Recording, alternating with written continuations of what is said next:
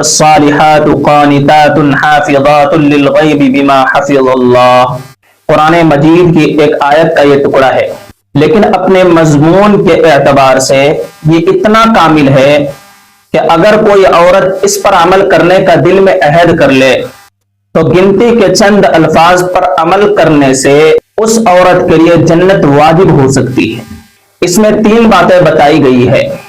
فالصالحات، نیک بیویاں، تو ہر شادی شدہ عورت کو سب سے پہلے نمبر پر نیک بننا چاہیے، کیونکہ اللہ رب العزت کا ہمارے اوپر حق ہے، وہ ہمارے خالق ہے، مالک ہے، رازق ہے، رب ہے، تو اس پروردگار آقا کا ہمارے اوپر یہ حق ہے کہ ہم اس کی بندگی کریں۔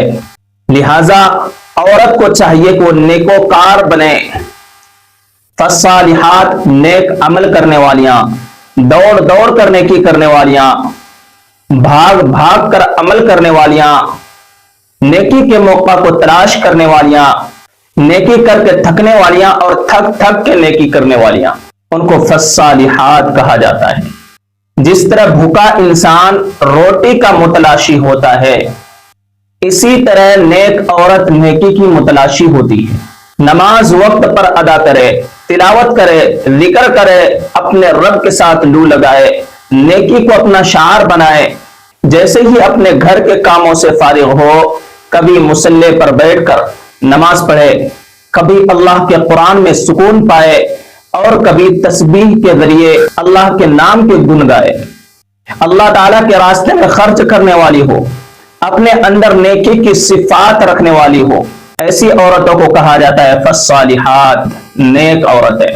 اور تیسری صفت فرمائی حافظات للغیب بما حفظ اللہ، کہ غیب میں جو اللہ نے ان کو حفاظت کا حکم دیا اس کی حفاظت کرنے والیاں۔ اس سے مراد ہے کہ اپنی عزت اور خاوند کے مال میں خیانت نہ کرنے والیاں، اپنی عزت کی بھی حفاظت کرے اور خاوند کے مال کی بھی حفاظت کرے اور اپنے بچوں کی بھی حفاظت کرے۔ یہ 3 صفتیں اگر کسی عورت میں آ جائے تو ایسی عورت کو جنتی عورت کہا جاتا ہے۔